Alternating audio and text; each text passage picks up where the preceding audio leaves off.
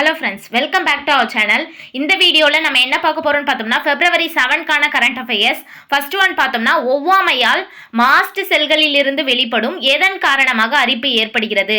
Histamine காரணமாக அரிப்பு ஏற்படுகிறது. சமீபத்தில் குளிர் அதிகமாக இருக்கிறதுனால இந்த மாஸ்ட் செல்கள்லேருந்து வெளிப்படுற ஹிஸ்டமைன் காரணமாக பெரியவர்களுக்கு குறிப்பாக பார்த்தோம்னா வயது முதிர்ந்தவர்களுக்கு இந்த அரிப்பு ஒரு பெரிய பிரச்சனையாக மாறி இருக்கு. அதாவது நம்ம இன்ஜெக்ஷன் போட்டாலும் சரி, டேப்லெட்ஸ் எடுத்துக்கிட்டாலும் சரி, அது சரியாகாத அளவுக்கு ஒரு பெரிய பிரச்சனையாக இருக்குது. அதுக்கு காரணம் என்ன அப்படின்னு பார்த்தோம்னா ஹிஸ்டமைன் காரணமாக தான் ஏற்படுகிறது. நம்ம எக்ஸாம் பாயிண்ட் ஆஃப் வியூவில் பார்த்தோம் அப்படின்னா நோய்கள், அதன் அறிகுறிகள், அது ஏற்படுத்துகிற காரணங்கள், இதை நம்ம சயின்ஸில் படிப்போம். அந்தபடி பார்த்தோம்னா ஒவ்வாமையால் மாஸ்ட் செல்களிலிருந்து வெளிப்படும் ஹிஸ்டமைன் காரணமாக அரிப்பு ஏற்படுகிறது.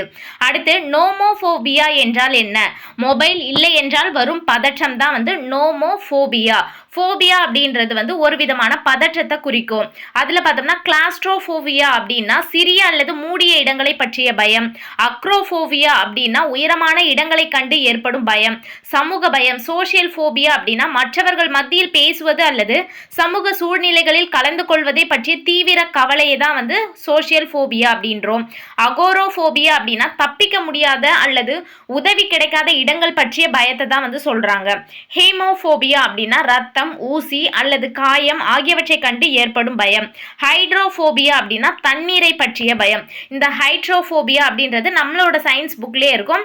மற்ற விஷயம் நம்ம நிறைய இந்த மாதிரி விஷயம்லாம் தெரிஞ்சுக்கிட்டோம் அப்படின்னா ஆப்ஷனில் எலிமினேட் பண்ணுறதுக்கு நமக்கு ரொம்ப யூஸ்ஃபுல்லாக இருக்கும். நம்ம ஏன் இதெல்லாம் தெரிஞ்சுக்கணும் அப்படின்னு யோசிக்காதீங்க. நம்ம நிறைய விஷயத்தை தெரிஞ்சுக்கிறது மூலமாக ஆப்ஷன்ஸ் எலிமினேஷன் மெத்தடில் ரொம்ப யூஸ்ஃபுல்லாக இருக்கும்.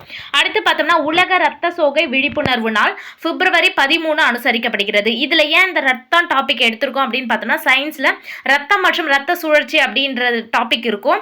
அதனால ரத்த சோகையை பற்றி நம்ம தெரிஞ்சுக்கிறோம். இரும்பு சத்து குறைபாடுக்குனால வர ரத்த சோகை, அதாவது ரத்த சோகை நிறைய வகைகள் இருக்கு. அதில் இரும்பு சத்து குறைபாடு ரத்த சோகை அப்படின்னா என்னன்னா உடலுக்கு தேவையான இரும்பு சத்து இல்லாததால் ஹீமோகுளோபின் உற்பத்தி குறையறதா தான் இரும்பு சத்து குறைபாடு ரத்த சோகை. விட்டமின் குறைபாடு ரத்த சோகைனா vitamin B12 especially vitamin B12 அல்லது போலேட் குறைபாட்டால் ஏற்படுகிறது. இது அசாதாரணமான பெரிய இரத்த சிவப்பணுக்களை உருவாக்குகிறது. இதை மெகலோபிளாஸ்டிக் அனிமியா அப்படின்ட்டு சொல்றோம். அடுத்து பார்த்தோம்னா அறிவால் செல் இரத்த சோகை மரபணு குறைபாட்டால் ஏற்படும் ஒரு வகை இரத்த சோகை. இரத்த சிவப்பணுக்கள் பிறை வடிவத்தில் மாறி இரத்த நாளங்களில் அடைப்பை ஏற்படுத்துகின்றது. அதுதான் அறிவால் செல் இரத்த சோகை. தலசீமியா அப்படின்னா மரபணுக்களில் ஏற்படும் மற்றொரு குறைபாடு தான் தலசீமியா அப்படின்ட்டு அழைக்கப்படுகிறது. ஹீமோகுளோபின் உற்பத்தி பாதிக்கப்பட்டு இரத்த சிவப்பணுக்கள் அழிந்துவிடும். அடுத்து அப்ளாஸ்டிக் நோய் இரத்த சோகை அப்படின்னா எலும்பு மஜ்ஜை புதிய இரத்த அணுக்களை உற்பத்தி செய்ய இயலாத போது ஏற்படுகிறது. அப்ளாஸ்டிக் அப்படின்னா எலும்பு மஜ்ஜை புதிய இரத்த அணுக்களை உற்பத்தி செய்ய இயலாத போது ஏற்படுகிறது. நாள்பட்ட நோய் இரத்த சோகை அப்படின்னா நாள்பட்ட நோய்கள் சிறுநீரக நோய், புற்றுநோய் காரணமாக சிவப்பு இரத்த அணுக்களினுடைய உற்பத்தி பாதிக்கப்படுறது. ஹீமோலைட்டிக் இரத்த சோகை அப்படின்னா சிவப்பு இரத்த அணுக்கள் மிக வேகமாக அழிக்கப்படும் போது தான் இந்த ஹீமோலைட்டிக் இரத்த சோகை ஏற்படுகிறது.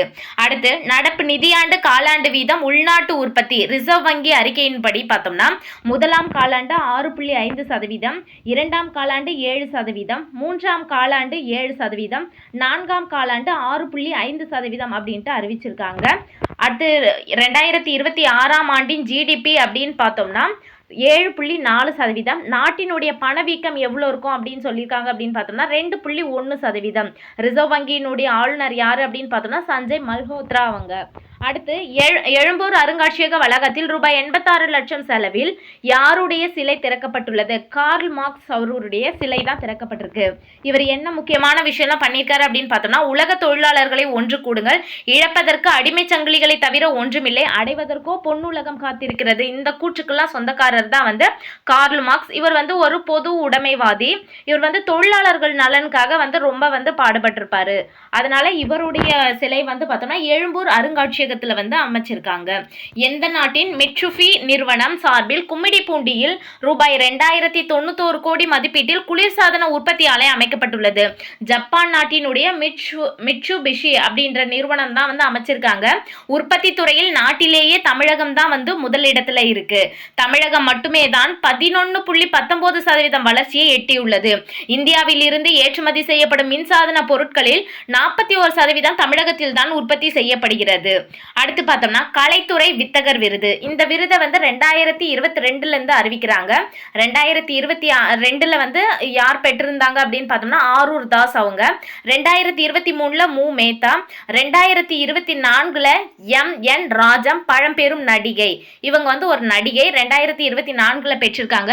2025 தான் வந்து தற்போது அறிவிச்சிருக்காங்க. அது பார்த்தோம்னா SP முத்துராமன் அவங்க தான் வந்து கலைத்துறை வித்தகர் விருது வாங்கியிருக்காங்க. நம்ம அவார்ட்ஸ்லாம் வந்து கம்பல்சரி பார்த்துக்கணும். அதில் வந்து இதெல்லாம் நம்ம தெரிஞ்சு வச்சுக்கலாம். அடுத்து ICC U19 உலகக்கோப்பை கிரிக்கெட் தொடரின் இறுதிப் போட்டியில் இங்கிலாந்து அணியை 100 ரன்கள் வித்தியாசத்தில் வீழ்த்தி எந்த அணி சாம்பியன் பட்டம் வென்றது? இந்திய அணி தான் வந்து சாம்பியன் பட்டம் வென்றது. இந்த ICC U19 போட்டி எங்க நடைபெற்றது அப்படின்னு பார்த்தோம்னா ஜிம்பாப்வேயின் ஹராரே நகர்ல தான் வந்து நடைபெற்றது. ஓகே ஃப்ரெண்ட்ஸ், இந்த வீடியோ உங்களுக்கு பிடிச்சிருந்தா லைக் பண்ணுங்க, உங்க ஃப்ரெண்ட்ஸ்க்கும் ஷேர் பண்ணுங்க, மறக்காம சப்ஸ்கிரைப் பண்ணுங்க. தேங்க்ஸ் ஃபார் வாட்சிங்.